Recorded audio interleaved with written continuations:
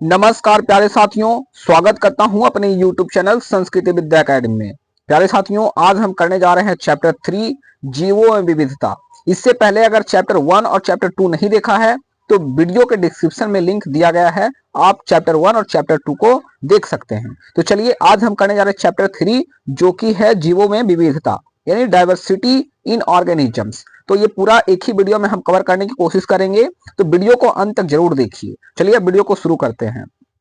उससे पहले अगर आपने अभी तक हमारे चैनल को सब्सक्राइब नहीं किया तो चैनल को सब्सक्राइब कर लीजिए और अपने दोस्तों के साथ शेयर कर दीजिए। सोशल मीडिया लिंक दिए गए हैं, वहां से जुड़ सकते हैं।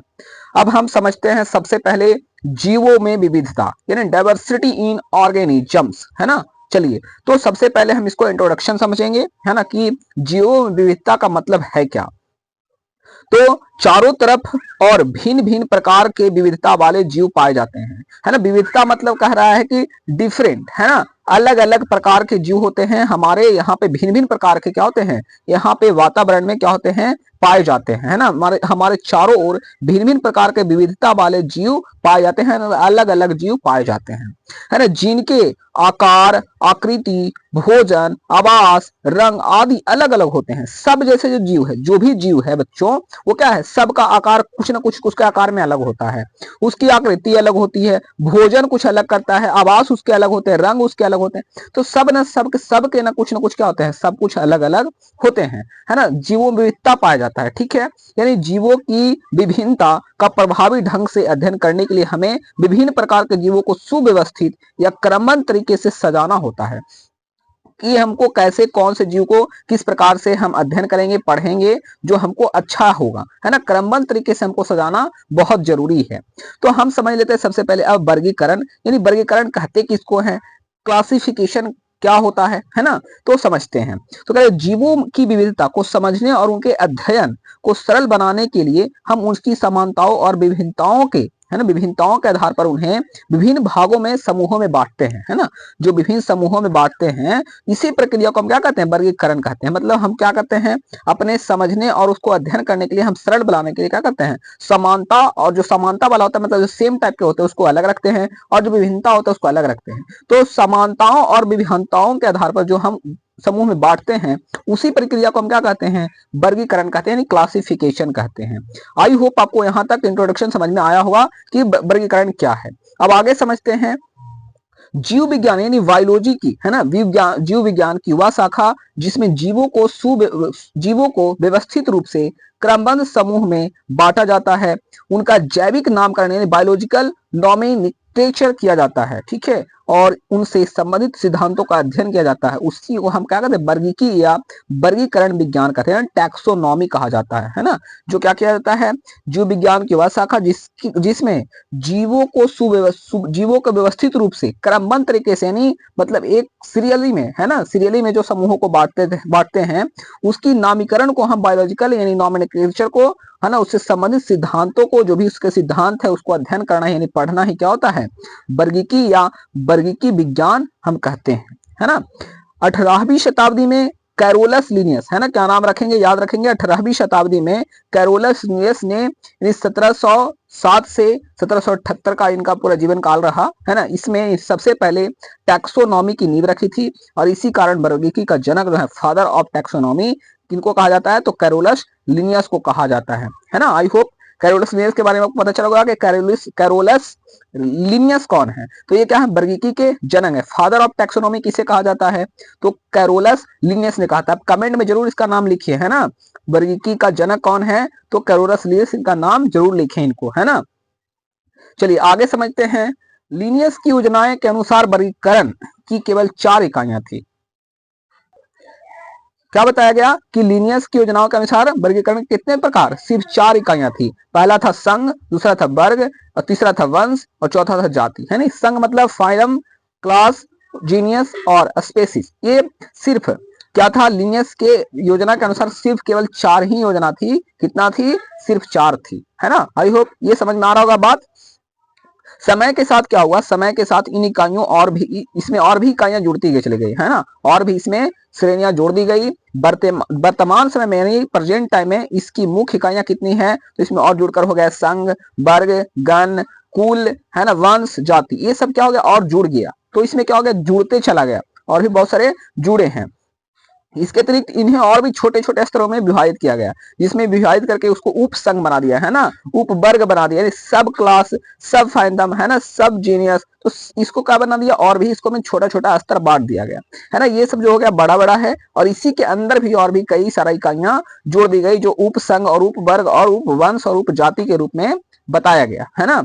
उसके बाद आर हिटेकर है ना, आर हिटेकर ने 1969 में 5 जगत वर्गीकरण यानी 5 किंगडम क्लासिफिकेशन को स्थापित किया है ना। जो ये आर हिटेकर हैं, इन्होंने क्या किया, 1969 में 5 जगत वर्गीकरण 5 किंगडम क्लासिफिकेशन को और भी इन्होंने क्या किया, जोड़ा यानी स्थापित किया है ना। आई होप आपको यहां तक समझ में आ गया होगा। अब हम आगे समझते हैं कि क्या इसमें है ना। तो ये 5 जगत थे, कौन कौन है, तो 5 जगत कौन कौन है, तो जगत मोनेरा है यानी kingdom of Monera, kingdom Monera, जगत प्रोटिस्टा यानी किंगडम प्रोटिस्टा, जगत फंचाई किंगडम फंगी जिसको बोलते हैं, चौथा है जगत प्लांटी यानी किंगडम प्लांटे है ना, और 5वां है जगत एनेमिया। तो जंतु जगत के कितने, 5 जगत हैं है ना, 5 जगत। इनको आपको याद रखना है, मुंह पे एकदम याद रखना है सभी लोगों को है ना, सभी जगत मोनेरा, जगत प्रोटिस्टा, जगत फंचाई, प्लांटी और एनेमिया। मोनेरा, प्रोटिस्टा, फंचाई, प्लांटी और एनेमिया, ये 5 क्या हैं, जगत हैं। चलिए आगे समझते हैं। पूरा ये जीवधारी को 2 भागों में बांटा गया है, जीवधारी कैसे पूरे डिवाइडेड हैं इसको समझाया गया है। तो जीवधारी जो है प्रोकैरियोटिक में है और यूकैरियोटिक में है ना। तो यूकैरियोटिक में भागा गया है 2 में है ना, जगत 1 में जिसको मोनेरा एक कोशिकीय में रखा गया है और बहुकोशिकीय में है, ठीक है। जगत मोनेरा प्रोटिस्टा हो जाता है, ये जगत 2 का हो गया है ना। तो ये इसमें 2 ही होता है, मोनेरा एक कोशिकीय और मोनेरा प्रोटिस्टा। अब यहाँ क्या है कि ये एक कोशिकीय हो गया है ना, ये जो हो गया एक कोशिकीय हो गया। अब हम बहुकोशिकीय में जो है बहुकोशिकीयों को बांटा गया है 2 भागों में, यानी कोशिका भित्ति सहित होता है और एक कोशिका भित्ति रहित होता है। कोशिका रहित भित्ति में सिर्फ एगो है जगत, जो 5 है, एनीमिया आता है ना, एनेमेलिया है ना। और इसमें जगत जो रहित होता है, कोशिका भित्ति रहित जो है ना, सहित है, उसको में आ जाता है 2 प्रकार के। एक होता है प्रकाश संश्लेषण करने वाले नहीं होते हैं, वो होते हैं। दूसरा क्या होता है, दूसरा होता है प्रकाश जो संश्लेषण करते हैं वो होते हैं है ना। जो नहीं करने वाले होते हैं वो क्या है, जगत 3 में आते हैं, जो फंचाई होता है, और जगत 4 में आता है प्लांटी। तो जो पांचों है जगत में, 5, जगत 1, जगत 2, जगत 3, जगत 4 और जगत 5, तो ये क्या है, 5 जगत में है और पांचों को जीवधारियों को इस रूप में बांट दिया गया है ना। आई होप आपको ये टेबल समझ में आ रहा होगा है ना। तो एक बार जरूर लाइक कीजिए और वीडियो को शेयर जरूर करिए अपने दोस्तों के साथ। इसका नोट्स चाहिए तो हमें कमेंट करके जरूर लिखिए। चलिए आगे समझते हैं अब हम जगत मोनेरा को। मोनेरा क्या होता है, तो इस जगत में सबसे प्राचीन, सरल और प्रोकैरियोटिक सूक्ष्म जीव पाए जाते हैं है ना। इसमें सबसे जो सरल और प्राचीन जो है, इसमें जगत मोनेरा में पाया जाता है। ये हर जगह यानी सर्वव्यापी मिलते हैं, बहुत जगह पे ये मिल जाते हैं, और कठिन से कठिन वातावरण में भी ये जीवित रह जाते हैं। मतलब कोई भी वातावरण आ जाए उसमें क्या रहते हैं, ये जीवित रह जाते हैं। बात समझ में आ गया है ना। तो ये इसके लिए वातावरण का कोई दिक्कत नहीं है। इन जीवों में कुछ अपने भोजन स्वयं बनाते हैं, जो कुछ ऐसे जीव जो होते हैं है ना, जो इन जीवों में कुछ अपने भोजन स्वयं बनाते हैं यानी स्वपोषी होते हैं है ना, और दूसरे पर निर्भर रहते भी हैं है ना। कुछ ऐसे होते हैं जो स्वपोषी होते हैं और कुछ दूसरे पर क्या होते हैं, निर्भर रहते हैं, जिसको हम परपोषी कहते हैं, क्योंकि हम पहले भी आपको बहुत बताए हैं स्वपोषी और परपोषी क्या होता है। स्वपोषी वो होते हैं जो अपना भोजन खुद स्वयं बनाते हैं है ना, किसी पे डिपेंडेंट नहीं रहते हैं, किसी पर आश्रित नहीं रहते हैं, वो स्वपोषी होते हैं। और परपोषी वे होते हैं जो क्या होते हैं, दूसरे पर खाना के लिए निर्भर रहते हैं, भोजन के लिए दूसरे जीवों पर निर्भर रहते हैं, दूसरे पेड़ पौधे पर निर्भर रहते हैं, उसको हम बोलते हैं परपोषी है ना। आई होप आपको ये समझ में आ गया। ये देख सकते हैं कि एक जीवाणु है, कोशिका की संरचना को दिखाया गया है, जिसमें रोम, कोशिका भित्ति और कोशिका झिल्ली को है ना, और डीएनए इसमें पाया जाता है ना। एक जीवाणु की कोशिका की संरचना है ना, एक जीवाणु की जो है कोशिका की ये संरचना है। आपको ये समझ में आ रहा होगा, ठीक है। अब चलते हैं आगे और समझते हैं प्रोटिस्टा को। प्रोटिस्टा क्या होता है, तो इस जगत में ज्यादातर जल में रहने वाले एक कोशिका से बने सरल और यूकैरियोटिक सूक्ष्म जीव पाए जाते हैं। प्रोटिस्टा में क्या होता है, तो इसमें जल में रहने वाले ज्यादा जो जीव होते हैं वो पाए जाते हैं, और एक कोशिका से बने होते हैं, एक कोशिका से बने सरल यूकैरियोटिक सूक्ष्म जीव पाए जाते हैं, ठीक है।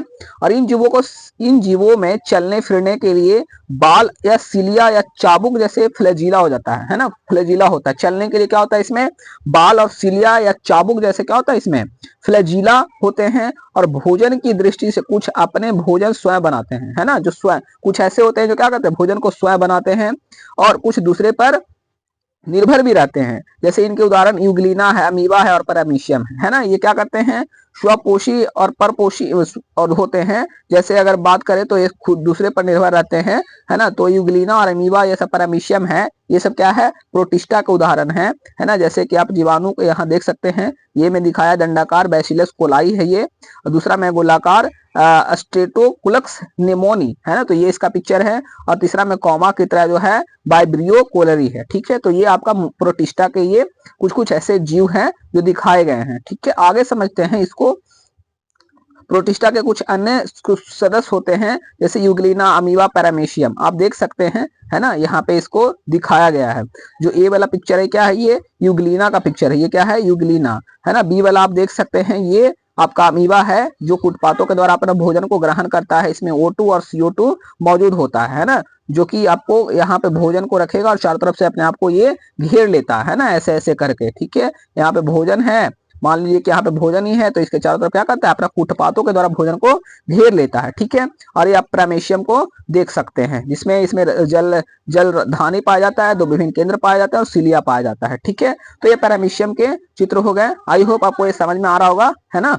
अब आगे समझते हैं फंचाई के बारे में। फंचाई, इस जगत में बहुकोशिकीय यूकैरियोटिक जीव शामिल हुए, है ना। इसमें क्या होता है, बहुकोशिकीय यूकैरियोटिक जीव शामिल होते हैं, जो पौधों जैसे दिखते हैं, है ना, लेकिन इसमें क्लोरोफिल नहीं होता है। बात समझ में आ गई। क्लोरोफिल क्या होता है, क्लोरोफिल जिसके कारण पत्तियों का रंग क्या होता है, हरा होता है, ठीक है ना। तो इसमें क्लोरोफिल नहीं होता है। इनकी कोशिका भीति होती है, इसकी कोशिका भीति होती है, चारों तरफ से इसको कोशिका भीति जो प्रोटेक्ट करता है, ठीक है। तो कोशिका भीति हुए होते हैं। ये परजीवी, सहजीवी या मृतजीवी भी हो सकते हैं, मतलब तीनों हो सकता है, परजीवी, सहजीवी और मृतजीवी तीनों हो सकता है, ठीक है। और इनका शरीर धागे जैसे जाल यानी कवक जाल या माइसिलियस से बना होता है, और प्रत्येक जाल से पतले तंतु यानी हाइफा निकलते हैं। इसके उदाहरण म्यूकस, पेनिसिलियम और, है ना, और भी कुछ कुछ ऐसे जीव होते हैं जो यहाँ पे बताए गए हैं। जैसे आप देख सकते हैं पिक्चर में विभिन्न प्रकार के कवक है, जिसमें आपको, इसमें आपको मिल जाएगा मशरूम, यहाँ पे आपका मिल जाएगा म्यूकर, और यहाँ पे आपका मिल जाएगा पेनिसिलियम, है ना। तो ये इसके चित्र दिए गए हैं, ठीक है। फंचाई के कवक के ये विभिन्न चित्र हैं, ठीक है, आपको समझ में आ रहा होगा।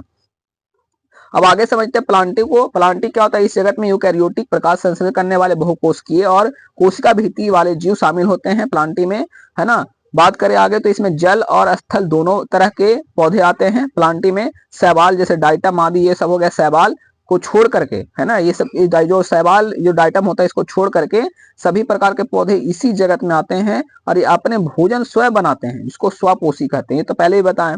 आगे समझते हैं एनीमिया के बारे में। तो एनीमिया क्या होता है, तो इस जगत में वे सभी यूकैरियोटिक बहुकोशिकीय जीव शामिल होते हैं जिनकी कोशिकाओं में कोशिका भीति नहीं होती। इसमें क्या होता है, कोशिका भीति नहीं होता है, ठीक है। और ये जीव दूसरे पर क्या रहते हैं, निर्भर रहते हैं, यानी परपोषी होते हैं, ठीक है। इनका विस्तार से वर्णन इसी अध्याय में हम आगे अध्याय में पौधों के यानी प्लांटी के बाद हम करेंगे, जो इसको करना है क्या, एनीमिया के बारे में। अब आगे समझते हैं प्लांटी या पादप। प्लांटी या पादप जिसमें आई कलर, जिसको बोलेंगे आई कलर, जो है ये हैं जो जिन्होंने 1883 में पादप जगत को दो उप जगतों में बांटा था, है ना। जो आई कलर हैं ये 1883 ईस्वी में पादप जगत को कितने भागों में, दो उप जगतों में बांटा। इसमें पहला आता है क्रिस्टोगैम्स और दूसरा आता है फैनरोगैम्स।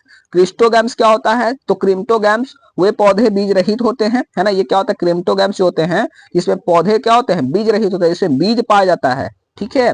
इसमें असली जड़, तना और पत्तियां नहीं होती है। इसमें असली क्या होता है, असली में जड़, तना और पत्तियां नहीं होता क्रिम्टोग्राम्स में। क्रिम्टोग्राम्स को तीन भागों में बांटा जाता है, थैलोफाइटा, ब्रायोफाइटा और टेरिडोफाइटा, जिसको हम आगे समझेंगे, ठीक है।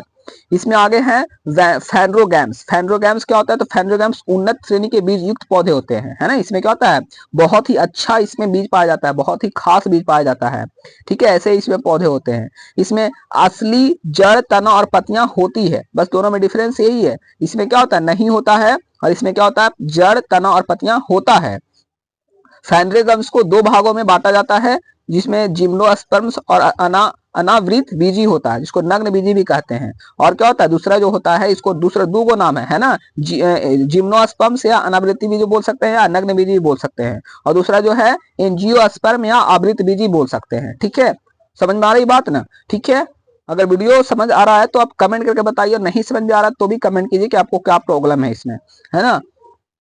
तो यह क्या होता है, बीजयुक्त पौधे का समूह है ना। अब समझते हैं यहाँ पे सबसे पहले जिम्नोस्पर्म्स, अम्लत बीजी, नग्न बीजी, है ना। ऐसे पौधे जिनके बीज खुले रहते हैं, जो खुला हुआ बीज होता है ना, किसी फल के अंदर ढके नहीं होता है, जो किसी फल के अंदर ढका ना हुआ था, मतलब जैसे चीड़ का, है ना, देवदार, साइकस, ये सब के जो क्या होते हैं, ये सब खुले नहीं होते, ढके हुए फल से नहीं होते, सब बाहर होता है। ठीक है, यानी खुले बीज रहते हैं। ठीक है, बात समझ में आ गई।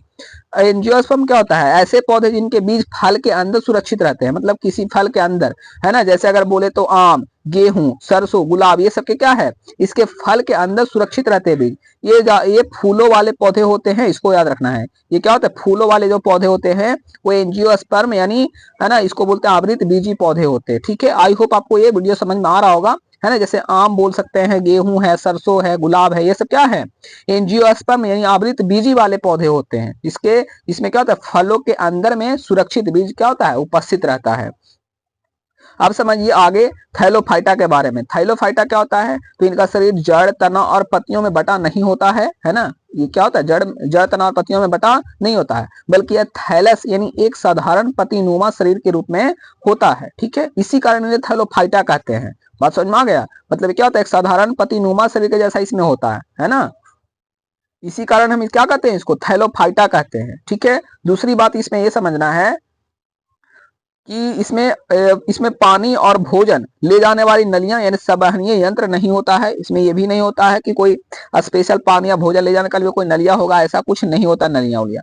ठीक है, तीसरा है शैवाल यानी एल्गी और लाइकेन यानी लीचेन इसी समूह में आते हैं। ठीक है, जो एल्गी है और लाइकेन होता है, जो शैवाल है और जो लाइकेन है, ये थैलोफाइटा के समूह में ही आते हैं। बात समझ में आ गई, मतलब क्या है, थैलोफाइटा बहुत साधारण होता है और शुरुआती प्रकार के पौधे होते हैं, बहुत ही शुरुआती प्रकार के थैलोफाइटा जो है ये पौधे होते हैं। बात समझ में आ गया, बहुत साधारण होता है।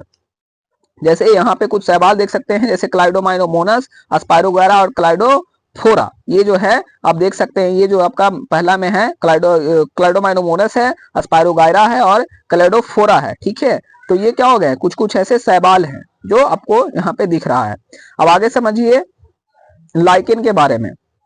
लाइकेन क्या होता है, तो लाइकेन शैवालों की कुछ जातियां खास कवकों के साथ अस्थायी अंतर संबंध बनाती है, जिसे हम सहजीवी यानी सैम्बोलिस कहते हैं। लाइकेन ऐसे सहजीवियों का उदाहरण है ना, जो मतलब ऐसे लाइकेन ऐसे ही सहजीवियों का उदाहरण है। यह बोला गया है कि शैवालों कुछ जातियां खास कवकों के साथ अस्थायी अंतर संबंध बनाती है, जिसे हम सहजीवी यानी सैमोसिस कहते हैं। जो लाइकेन है इसी तरीके के सहजीवियों का उदाहरण। बात समझ में आ गई।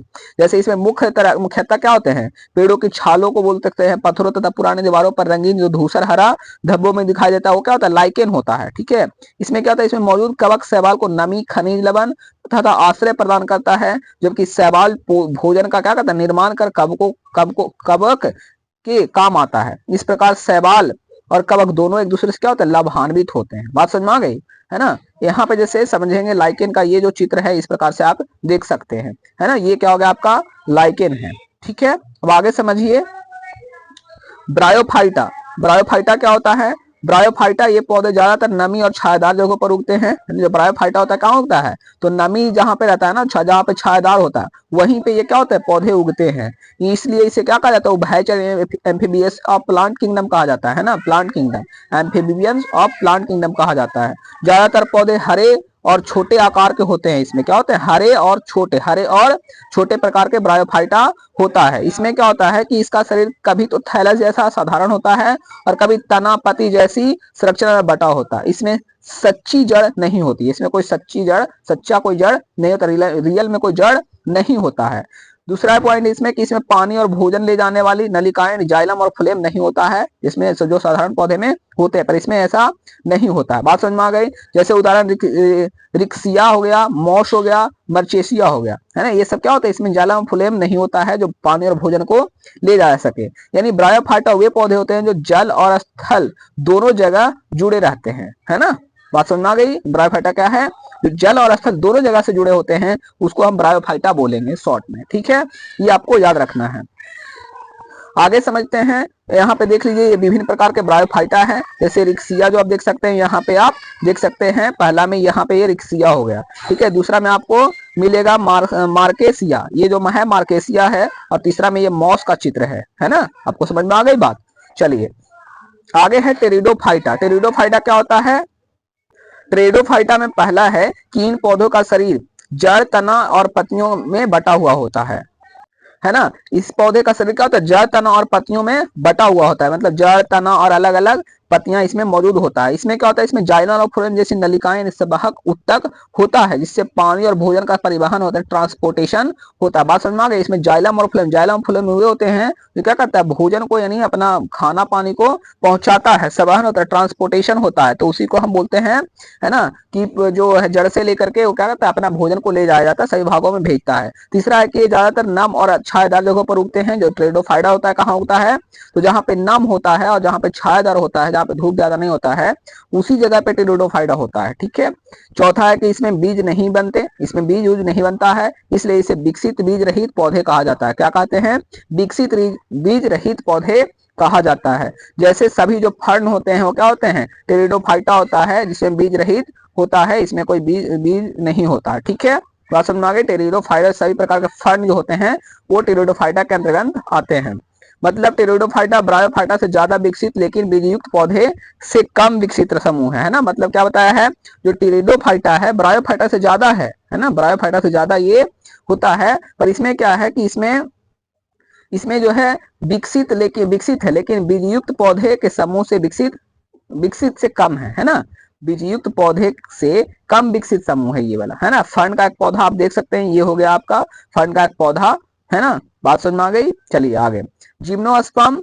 जिम्नोस्पर्म क्या होता है, तो जिम्नोस्पर्म में क्या बोल सकते हैं कि इस पौधे में फलों के भीतर इस पौधों में फलों के भीतर नहीं बनते हैं, इस पौधे में फलों के भीतर नहीं बनते हैं, है ना। बात समझ में आ गई। इसलिए इस बीजों के बाहर फल का कोई आवरण नहीं होता है। यही कारण है कि ऐसे बीजों के नग्न बीजी भी कहा जाता है। मतलब नग्न बीजी, ये जो जिम्नोस्पर्म है ये नग्न बीजी भी इसको कहते हैं। इस पौधे में फल के भीतर नहीं बनता है जो बीज बनता है ना। इसके बीजों के बाहर फल का कोई आवरण नहीं होता है। बात समझ में आ गई। कह रहा है यहाँ कि बीज आवरण से ढका नहीं होता। बात समझ में आया कि बीज जो होता है आवरण से कोई ढका हुआ नहीं होता, इसलिए हम अनावृत भी बोलते हैं, मतलब खुला हुआ बीज होता है ये। इसमें फूल का अभाव होता है। ये पौधे जड़, तना और पत्तियों से विकसित होती है। बात समझना कहाँ से, तो जड़ से होता है, तना से या पत्तियों से ये क्या होता है, बढ़ जाता है, हो जाता है, ठीक है। इसमें क्या होता है, इसमें पौधों में जड़े उदाहरण साइकस या पाइनस है ना। इन पौधों में जड़े उदाहरण के रूप में अगर बोले तो साइकस और क्या है, पाइनस जो है, ये जिम्नोस्पर्म के उदाहरण हो गए, ठीक है। आई होप आपको यहाँ तक समझ में आ गया होगा। अब यहाँ पे आप देख सकते हैं साइकस का एक चित्र है जो कि इस प्रकार से है ना, साइकस का ये चित्र है। आगे समझिए एंजियोस्पर्म, जिसको हम आवृत बीजी पौधे भी बोलते हैं। यह पौधे का सबसे बड़ा समूह होता है जो आवृत बीजी पौधे होते हैं। इस पौधे के बीज हमेशा फल के अंदर सुरक्षित रहते हैं। इसमें क्या होता है, बीज इसके अंदर होता है ना, फलों के अंदर सुरक्षित रहता है। जैसे हमारी ज्यादातर जरूरतें जैसे अनाज, दाने, जो तेल, फल, सब्जियां इसी पौधे से पूरी होती है। जो एंजियोस्पर्म है ना, एंजियोस्पर्म जो आवृत बीजी पौधे होते हैं, सबसे ज्यादा हम लोग इसी से अपना जरूरत को पूरा करते हैं। जो भी अनाज खाते हैं क्या होता है, आवृत बीजी पौधे से हम खाते हैं, ठीक है। इसमें भोजन का संचयन या तो भ्रूण पोषण, है ना, भ्रूण पोष यानी एंडोस्पर्म में होता है, या बीज पत्रों में यानी कोटिलेडॉन्स में होता है। बात समझ में आ गई। कोटिलेडॉन्स में इसका क्या होता है, इसका संचयन होता है भोजन का। बात समझ में आ गई।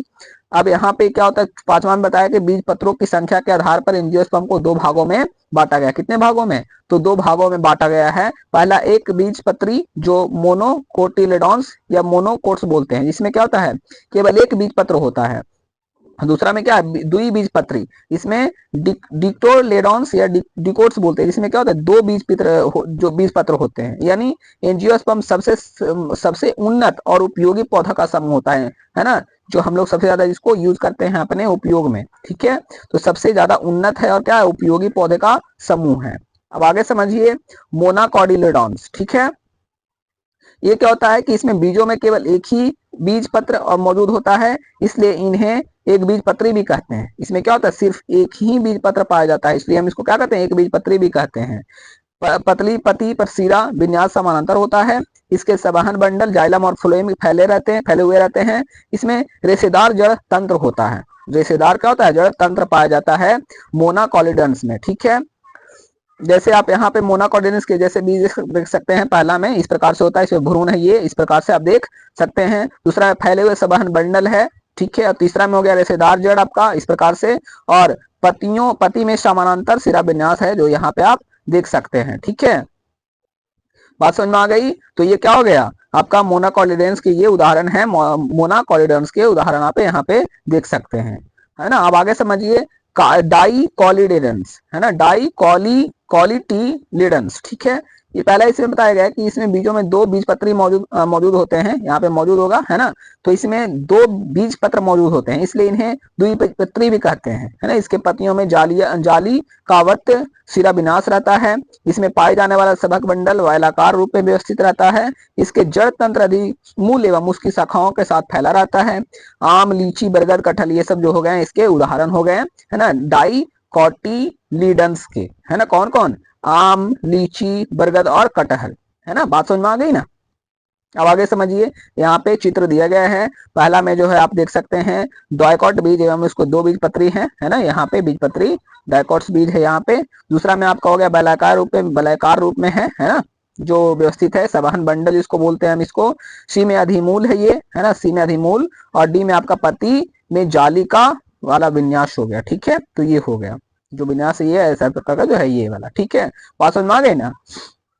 अब आगे समझिए, तो यहाँ तक समझिए कि जंतु जगत के वर्गीकरण का स्वरूप आप देख सकते हैं कि जंतु जगत के किस प्रकार से इसका स्वरूप है, बनावट है। तो इसमें एनीमिया आ जाता है। एनीमिया को एनीलिडा भी कहते हैं, और इसको हम अलग अलग भागों में बांट देते हैं। इसमें पॉरीफेरा आ गया, है ना, प्लेटीहेलमिन्थीज, है ना, मोलस्का, प्रोडोकॉर्डेटा, है ना। इसमें कॉर्डेटा में आप यहाँ देख सकते हैं कि यहाँ वर्टिब्रेटा को बांट दिया गया है ना। वर्टिब्रेटा को अलग पीसीज, एम्फीबिया, रेप्टिलिया, एबीज और मैमेलिया में बांटा गया है ना। ये क्या है, क्लास वर्ग हो गया, ये सब फाइलम उपसंघ हो गया, और यहाँ पे फाइलम संघ वर्ग हो गया, पॉलीफेरा यहाँ पे हो गया। ठीक है, बात समझ में आ गई। तो ये है पूरा, इसको आप अच्छा से देख सकते हैं, है ना, ध्यान पूर्वक से इसको आप सारा अच्छे से देख करके समझ सकते हैं। ठीक है, आई होप आपको यहाँ तक वीडियो समझ आ गया होगा। अगर वीडियो समझ यहाँ तक आया तो वीडियो को लाइक करें, शेयर करें और चैनल को सब्सक्राइब जरूर करें। कमेंट करके बताएं कि आपको ये वीडियो कैसा लग रहा है ना, कैसा लगा, है ना, यहाँ तक आपको समझ आया कि नहीं आया, है ना। आगे हम चलते हैं, अब समझते हैं पॉरीफेरा के बारे में। पॉरीफेरा क्या होता है, तो ये एक कोशिकीय जंतु है। इसमें अधिकांश समुद्र में पाए जाते हैं, है ना। ये जो पॉलीफेरा होता है, कहाँ होता है, ये लगभग जो है समुद्र में पाया जाता है। ये सामान्यतः स्पंज कहलाते हैं। क्या कहलाते हैं, स्पंज। ठीक है, स्पंज कहलाते हैं। दूसरा है ये स्थानबद्ध होते हैं तथा किसी आधार से चिपके हुए पाए जाते हैं। इसमें क्या होता है, शारीरिक संरचना अत्यंत सरल होती है और शरीर में उत्तक नहीं होता है। बात समझ में आ गई, इसमें कोई उत्तक नहीं होता है। शरीर कठोर बाह्यकाल से ढका होता है ना। कंकाल के कांटे के समान कुछ संरचनाएं होती है। ये प्रजनन, इसमें होता है प्रजनन साधारणतः अलैंगिक विधि से, यानी मुकुलन या जनेयु के द्वारा होता है, एसेक्सुअल होता है इसमें। ठीक है, जो प्रजनन होता है। बात समझ में आ गई पॉलीफेरा के बारे में। ये क्या होता है, ये द्विलिंगी होते हैं, हर्माफ्रोट्राइड होते हैं। जैसे इसका उदाहरण आप देख सकते हैं, साइकस हो गया, हाई लोनेमा, योप्लेटेक्स, यूस्पोजिया, अस्पेजिला। ठीक है, विभिन्न प्रकार के स्पंज को आप यहाँ देख सकते हैं। ठीक है, हाइलोजना, ये सब ये, ठीक है, ये सब आप साइकस को देख सकते हैं। बात समझ में आ गई। आगे समझिए सिलिट्रेटा या नाइडेरिया, ये क्या होता है, तो ये जल में रहने वाले पौधे होते हैं, रहने वाले होते हैं। ये सब जल में रहता है। सिलिट्रेटा कहाँ रहता है, तो जल में रहने वाले ज्यादातर समुद्री जीव होते हैं। क्या होते हैं, समुद्री जीव ये भी होते हैं। कुछ अकेले यानी सोलिडेटरी रहते हैं, और कुछ समूह बनाकर यानी कॉलोनियल रूप में रहते हैं। ठीक है, बात समझ में आ गई, मतलब कुछ अकेले भी और कुछ समूह बनाकर रहते हैं, नाइडेरिया। ठीक है, इसमें है कि ये जो होता है ये द्विस्तरीय होता है ना। और इसमें क्या होता है, शरीर में केवल दो परतें होती है। इसमें कितने परतें, दो परतें होता है। इसका शरीर की बाहरी परत को एक्टोडर्म और अंदर की परत को गैस्ट्रोडर्मिक कहते हैं। बात समझ में आ गई। यानी सिलिडेटा जो होता है या फिर नाइडेरिया होता है, इसको क्या बोलते हैं, इसके जो बाहरी परत होता है एंडोस्पर्म के होता है, एक्टोडर्म होता है, और जो बाहर जो अंदर का परत होता है वो गैस्ट्रोडर्मिक होते हैं। बाहरी परत को एंडोडर्म और अंदर की परत को गैस्ट्रोडर्मिक कहते हैं, याद रखना है। अब आगे समझिए, इनकी कोशिकाओं में काम बांटने की विशेषता पाई जाती है, मतलब इसको जो भी होता है कोशिका में काम बांट देता है ना, कि कौन किसको क्या करेगा काम।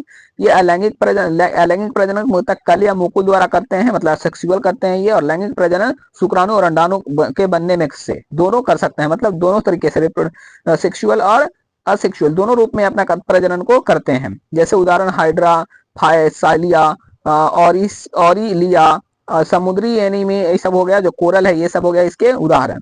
तो यानी नाइडेरियम समुद्री सजीवों, जो समुद्री जीवों का एक साधारण लेकिन विशेष समूह है। बात समझ में आ गई। ये हो गया आपको जो है क्या, ये सिलिडेटा है ना, या फिर नाइडेरिया के बारे में, जो क्या होते हैं समुद्री जीवों का सबसे साधारण है ना, सबसे मतलब एक कह सकते साधारण पर बहुत ही विशेष रूप का होता है। ठीक है, जैसे इसके विभिन्न प्रकार के उदाहरण हैं, अब देख सकते हैं इसमें हाइड्रा है, ऑरिलिया, समुद्री एनीमोन और कोरल है ना, इसके क्या हो गए मुख्य उदाहरण है। बात समझ में आ गई। अब आगे समझिए, प्लेटीहेल्मेंथिस, चपटी कृमि जिसको बोलते हैं, ये क्या होते हैं, तो त्रिस्तरीय और द्विपार्श्व सम्मित होता है ना, वाले जीव होते हैं। ये ज्यादातर परजीवी होते हैं। ठीक है, परजीवी मतलब जो दूसरे पर निर्भर रहते हैं खाने पीने के लिए। इसमें क्या होता है, शरीर के अंदर कोई गुहा नहीं होता है ना, इसमें क्या होता है, कोई गुहा नहीं होता है। इसके शरीर ऊपर से नीचे की ओर चपटा यानी फ्लैटेड होता है, डोर से वेंट्रली फ्लैटेड होता है। इसके आहार नाल में केवल एक ही छेद होता है, गुद्दा नहीं होता है। बात समझ में आ गई। इसमें क्या होता है, इसके आहार नाल में केवल एक छेद होता है, जैसे मुंह जो होता है, ठीक है, गुदा नहीं होता है। बात समझ में आ गई। इसमें श्वसन अंग, रक्त परिवहन तंत्र और कंकाल तंत्र नहीं पाया जाता है। तो पहले ही बता दिया कि इसमें सिर्फ एक ही क्या होता है, जो छेद होता है वो होता है ना। इसमें रक्त परिवहन, श्वसन अंग, ऐसा कंकाल तंत्र ऐसा कुछ नहीं पाया जाता है। ये उभयलिंगी यानी हर्माफ्रोडिट होते हैं, यानी एक ही जीव में नर और मादा प्रजनन अंग होते हैं। मतलब एक ही जीव होता है, इसमें क्या होता है, दोनों तरीके से मेल और फीमेल दोनों तरीके से इसमें प्रजनन अंग होता है। ठीक है, जिसका उदाहरण क्या है, planaria, fasciola, liver fluke, taenia और टेपवर्म जिसको बोलते हैं सीटोसोमा, है ना, सीटोसोमा। तो ये क्या है, इसके उदाहरण हो गए। बात समझ में आ गए। मतलब क्या है इसमें, ये जो होते हैं नर और मादा दोनों होते हैं। बात समझ में आ गया, नर और मादा दोनों होता है, इसको अच्छे से याद रखना है। कुछ प्लेटिथेनियम का उदाहरण है, जैसे प्लेनेरिया, यकृत पनार्भ, सीटोसोमा और टीनिया जो है, इसको आप देख सकते हैं पिक्चर में, इस प्रकार का होता है। आगे समझिए, स्कैंथमिथिंस है ना, जिसको गोल कृमि बोलते हैं। इसका शरीर जो होता है बिना खंडों वाला और द्विपार्श्व सम्मित होता है। ये लंबे और बेलनाकार होते हैं। इनके शरीर में मिथ्या देह गुहा पाई जाती है। इसका आहार नाल पूर्ण होता है, यानी इसमें मुख और गुदा दोनों होते हैं। इसमें श्वसन और रक्त परिचरण तंत्र नहीं होता है। बात समझ में आ गई। इसमें क्या होता है, रक्त परिचरण तंत्र, श्वसन तंत्र ऐसा नहीं होता है। स्कैन मिन्थिस है ना, जिसको गोल कृमि बोलते हैं। ठीक है, आगे ये है एक लिंगी यानी यूनिसेक्सुअल होते हैं, यानी नर और मादा अलग अलग पाए जाते हैं ये, है ना। बात समझ में आ गई। इसमें अलग अलग नर और मादा होता है। ज्यादातर क्या होते हैं, ये परजीवी होते हैं। जैसे उदाहरण के रूप में एस्केरिस जो राउंड वर्म है, बुचेरिया हो गया, है ना, इसको हम इसको बोलते हैं फाइलेरिया वर्म। ठीक है, और इनकाई लोस्टमा है ना, और हुक वर्म। ठीक है, यानी क्या होता है, ये एस्केमेंथिस गोल आकार की कीड़े हैं जो अक्सर परजीवी होते हैं और मनुष्य में बीमारियां भी फैला सकता है ये, है ना। तो ये खतरनाक भी हमारे लिए हो सकते हैं। बात समझ में आ गई ना। यहाँ पे स्केरिस को आप देख सकते हैं, इसमें गुदा यहाँ पे पाया जाता है और मादा उत्तर छिद्र जो है यहाँ पे है, मादा जनन अंग यहाँ से देख सकते हैं। ठीक है, पास में रेखा हो गया, पेनिसिल सिटी हो गया, गुदा हो गया। बात समझ में आ गई। तो ये क्या है, एस्केरिस का ये चित्र हो गया। आगे समझिए एनेलिडा को। एनेलिडा क्या होता है, तो एनेलिडा ये जीव ज्यादातर स्वतंत्र रूप में रहते हैं, स्वतंत्र रूप से रहते हैं, लेकिन कुछ परजीवी भी होते हैं। कुछ जो होता है परजीवी होता है, जैसे जोक। जोक जो क्या है, परजीवी है। ये त्रिस्तरीय होता है और द्विपार्श्व सम्मित यानी बायलेटरल सिस्टमेट्री होते हैं। ये जल और स्थल दोनों जगहों पर पाए जाते हैं। इसमें सच्ची गुहा यानी होती है, ट्रू कोएलम होता है। इसका शरीर कई खंडों में बटा होता है। इसमें सभी जो अंग तंत्र होते हैं जो अच्छे से विकसित और व्यवस्थित रहते हैं। बात समझ में आ गई है ना। तो इसका जो पूरा शरीर और जो अंग होता है पूरी तरीके से अच्छे तरीके से व्यवस्थित हो रहा है, बनावट इसका अच्छी होती है। एक लिंगी और उभय लिंगी दोनों प्रकार के होते हैं, है ना, मतलब यूनिसेक्सुअल और होते हैं, है ना, और बाइसेक्सुअल दोनों प्रकार के होते हैं। इसमें क्या हो गया, केचुआ जैसे जो है और जोक है और नेरिश है, ये क्या है आपका, तो ये हो गया आपका एनेलिडा के उदाहरण, है ना, केचुआ, जोक और नेरिश। ठीक है। एनेलिडा के कुछ प्रमुख जंतु हैं, विभिन्न जंतु, जैसे नेरिज, समुद्री चूहा, केचुआ देख ही सकते हैं, और जोक है। ठीक है। आपने गांव देहात में रहा तो जोक ये सब, केचुआ ये सब को आपने देखा होगा। तो ये क्या है, ये जो है एनेलिडा के उदाहरण है। आगे समझिए ऑर्थोपोडा से, या फिर इसको बोल सकते हैं संघी संपादित कृमि। ठीक है, बात समझ में आ गई। ये क्या होता है कि जल, मीठा और समुद्री और स्थल सभी जगह पर पाए जाते हैं। मीठा जल में भी पाया जाता है जो स्वीट वाटर होता है, और समुद्री जल में खारा वाटर में भी पाए जाते हैं, है ना, और स्थल पर भी सभी जगह ये पाया जाता है ऑर्थोपोडा। इसका शरीर त्रिस्तरीय होता है, द्विपाद सममित होता है और खंडित होता है। ठीक है। इसके पास मजबूत संधियुक्त अंग होते हैं। ठीक है। इसका पूरा शरीर जो होता है कठोर बाहरी कंकाल और यानी जिसको बोलते हैं क्यूटिलिटिकल से ढका होता है। ठीक है। ऑर्थोपोडा का पूरा से जो शरीर होता है एक कंकाल से, एक्सोस्केलेटन से ढका हुआ आता है। इसके देह गुहा में एक रक्त भरा होता है, देह जो गुहा होता है इसके रक्त भरा होता है। इसके आहार नाल पूर्ण होता है, मुख और गुदा दोनों होते हैं। श्वसन गिल्स, ट्रैकिया या बुक लंग के माध्यम से करता है, मतलब ये जो श्वसन करता है चाहे तो गिल से करेगा, ट्रैकिया या फिर बुक लंग्स के माध्यम से अपना श्वसन करेगा। इसमें क्या होता है, खुला रक्त परिचलन तंत्र होता है, ओपन होता है। ठीक है। उत्सर्गी अंग मेलपिगिलियम नलिकाएं होती है, और ये एक लिंगी यूनिसेक्सुअल होते हैं। ठीक है। इसमें क्या होता है, जैसे झींगा, केकड़ा, तिलचट्टा, मच्छर, मक्खी, गोबर, गोचर, सॉरी, बिच्छू, ये सब जो क्या है, ये है आपका आर्थोपोडा के उदाहरण, है ना, जो तिल मक्खी है, गोचर या बिच्छू जो है, ये सब क्या है, ये सब आपका आर्थोपोडा के उदाहरण हो गए। आप यहाँ पे समझ सकते हैं, केकड़ा भी, तिलचट्टा भी, मच्छर भी जो है क्या है, आर्थोपोडा का उदाहरण है ना, जो कि आप यहाँ से देख सकते हैं। इसमें रक्त भरा होता है, मुख गुहा दोनों, मुख और गुदा दोनों होता है, ये सब है। बात हो गया क्या आर्थोपोडा के बारे में। यानी क्या, आर्थोपोडा वे जीव होते हैं जिनका शरीर खंडित और बाहरी कंकाल से ढका हुआ होता है, और ये सभी जो सबसे विविध प्रकार के समूह होता है, मतलब इससे सबसे ज्यादा जंतु जीव पाए जाते हैं। ठीक है। जैसे यहाँ पे आप उदाहरण को देख सकते हैं, झींगा है, केकड़ा है, मक्खी है, तिलचट्टा है ना, व्रिंग है ना, तो ये सब क्या हो गया, बिच्छू है। तो आप यहाँ पे इसका उदाहरण को देख सकते हैं, आर्थोपोडा के उदाहरण को। ठीक है। अब आगे समझिए मोलस्का। मोलस्का क्या है कि इसका शरीर जो होता है खंडित होता है ना, अनसेगमेंटेड होता है, द्विपाद सममित होता है। इसका शरीर जो है एक कोमल झिल्ली, क्या बोल सकते हैं कि ये शरीर जो है एक कोमल झिल्ली द्वारा ढका हुआ रहता है, मतलब झिल्ली के द्वारा ढका होता है, जिसे प्रावार या मेंटल, है ना, मेंटल कहते हैं। शरीर पर आता कैल्शियम कार्बोनेट के कवच से ढका रहता है। इसका शरीर जो होता है किससे ढका होता है, कैल्शियम कार्बोनेट के द्वारा ढका होता है, कवच से ढका होता है, मतलब ये हो गया। इसका क्या है कि हृदय पृष्ठभाग में, हृदय आवरण के अंदर स्थित होता है। रक्त परिचलन तंत्र खुला होता है, यानी ओपन होता है। श्वसन गिल्स तेनलिडिया जो हो गया या फुफ्फुस के द्वारा करता है। देहगुहा छोटी होती है ना। इसमें क्या बताया कि पाद पेशी युक्त होता है। ठीक है, यानी मस्कलर, है ना, जिसको बोल सकता है मस्कुलर, जिसको बोले, ये सामान्यतः एक लिंगी होते हैं, और कुछ द्विलिंगी भी होते हैं, जैसे काइटन, घेंगा, है ना, घोंगा जो बोलते हैं, सीप, ऑक्टोपस और सीपी, ये सब क्या है, तो ये सब आपका उदाहरण हो गया मोलस्का के, है ना, जो आप देख सकते हैं। यहाँ पे विभिन्न प्रकार के मोलस्का देख सकते हैं, काइटन है, घोंगा है ना, सीप है, इस प्रकार से उसका बराबर होता है, सीपिया है, ऑक्टोपस है। ठीक है। ऑक्टोपस आप देखे उस समुद्र में बहुत ज्यादा आप होता है। ठीक है, समुद्री इलाकों में।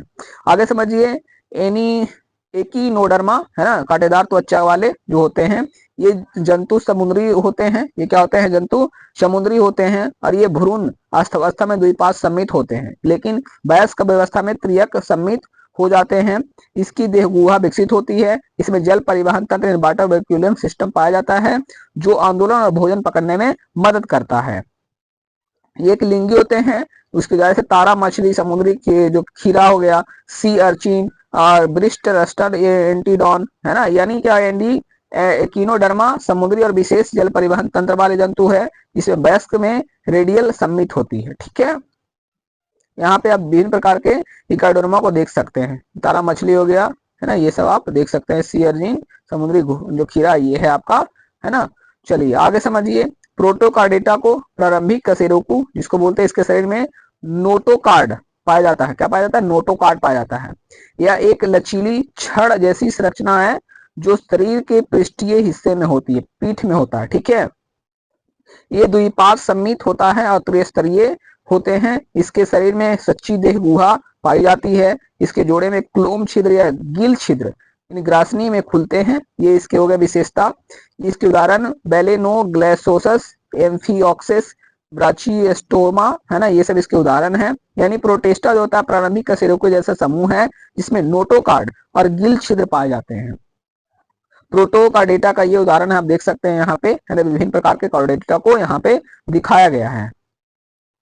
चलिए अब आगे समझते हैं और समझते हैं कार्डेटा के बारे में। कार्डेटा यानी कशेरुकी समूह जो होता है, ये जल और स्थल दोनों जगह रहने वाले जीव होते हैं, है ना, त्रिस्तरीय और सिलोमेटा जंतु होते हैं। इसके शरीर में नोटोकार्ड यानी पृष्ठ रज्जु पाया जाता है। इसके पास ग्रसनी क्लोएम या ग्रसनी गिल छिद्र होते हैं और इसके क्या होता है, इसके रुधिर परिचरण तंत्र जो होते हैं बंद होते हैं, क्लोजर होता है। ठीक है, तो कार्डेटा के ये विशेषता हो गया। इसके क्या शरीर में पूंछ यानी गुदा के पीछे यानी मौजूद होता है, यानी पोस्ट एनल टेल होता है। यानी कार्डेटा वे जंतु होते हैं इसमें नोटोकार्ड, ग्रसनी छिद्र और पूंछ यानी पोस्ट एनल टेल पाए जाते हैं, है ना।